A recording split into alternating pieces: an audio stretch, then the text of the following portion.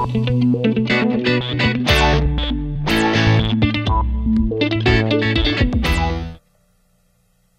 Engineer Fernandez, please. Okay na ba yan? Okay na to. Boss, malapit na kami Konting matapos dito. revisions na lang. Mga 1 week na lang. Actually, I called up a Mga meeting ilang with the araw? mayor. 4 days. Hinahanda na namin ang feasibility study. Okay? Yes, boss. Hindi naman kami nahirapan.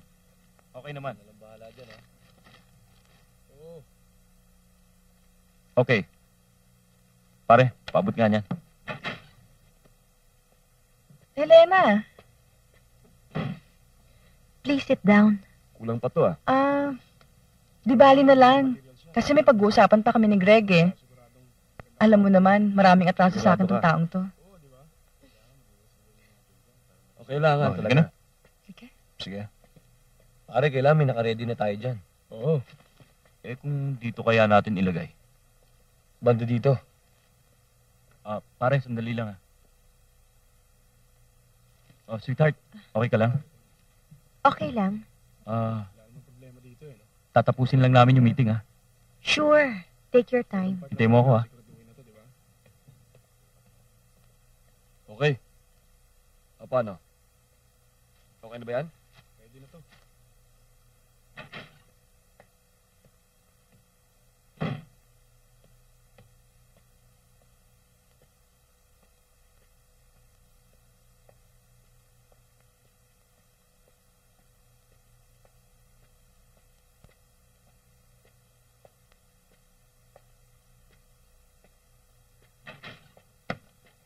Helena?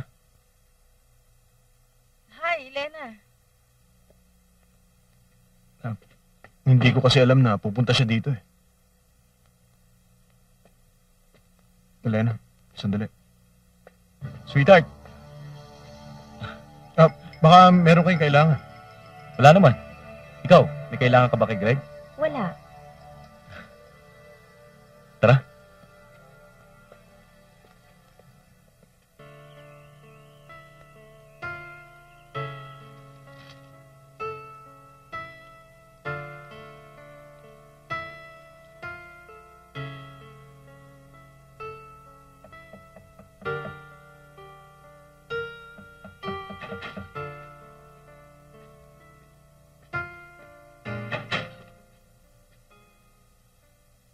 Kamusta ka na?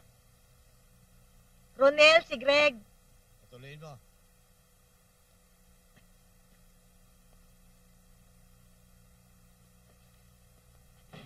Pare, baka gusto mong magpainit. May tinatapos pa ako eh.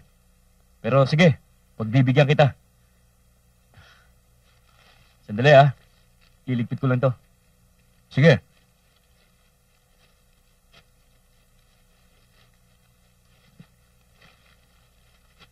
Namimiss mo rin yung kadaldalan ko Oo nga eh. Sandali bibihis lang ako.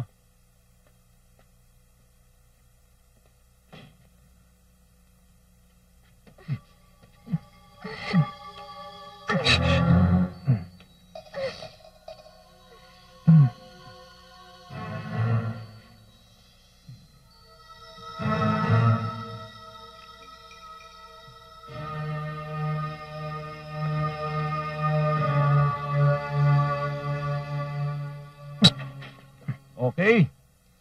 Ready na ako. Oh, Sige, dito? tara. O dito. Ayos.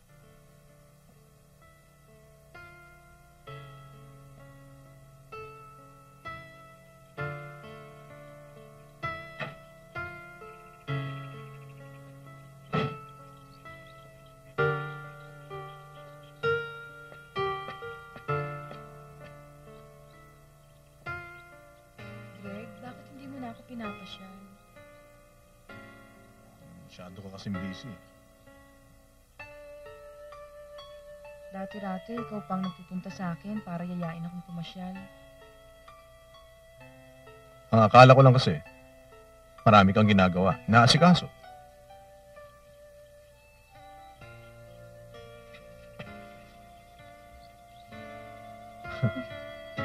Sige. Halika.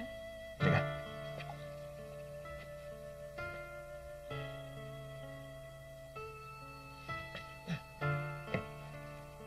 bibitawan ha.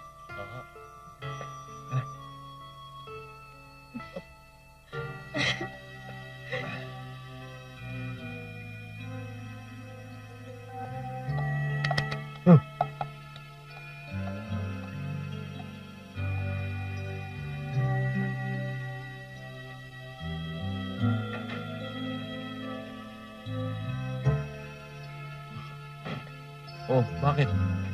Anong problema mo? Ako na naman. Pasensya ka na. Busy-busy ako sa trabaho eh. Nape-pressure na nga ako eh. Katatawag ko nga lang sa opisina eh. Kinukulit na naman nila ako. Ha? Sana maintindihan mo ang trabaho ko. Sa bagay, mamaya pa naman ang appointment ko eh. Halika muna dito sa loob.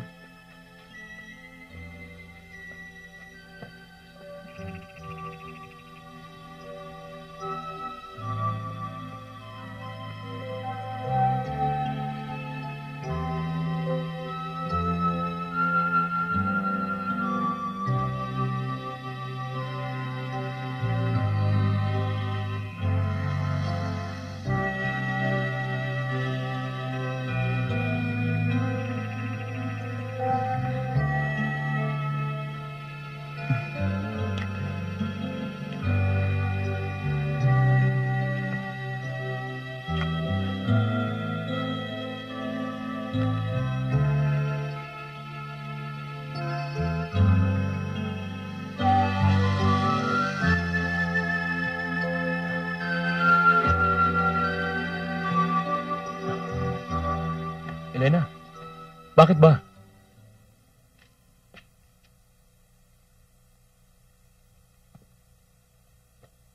Gusto ko nang umuwi. Naiinip na ako rito eh. Bakit naman biglaan? Kala ko ba okay ka lang dito? Mag-1 month pa lang naman tayo ha. 1 week na lang matatapos na ang survey namin. Mauuna na ako sa'yo sa Manila. Ano bang problema? Marami, Ronel. Ayaw mo lang harapin. Hindi kita maintindihan. Sa loob ng 3 taon na pagsasama natin, wala na akong ginawa kundi magbantay sa'yo at mainip. Inip na ako sa takbo ng buhay natin. Ngayon ka lang naman nagreklamo ng ganyan ha. Matagal na, Ronel. Hindi ko lang masabi sa'yo. At hindi pwedeng habang panahon, nakadikit ako sa'yo at nakatutok sa mga aktibidades mo.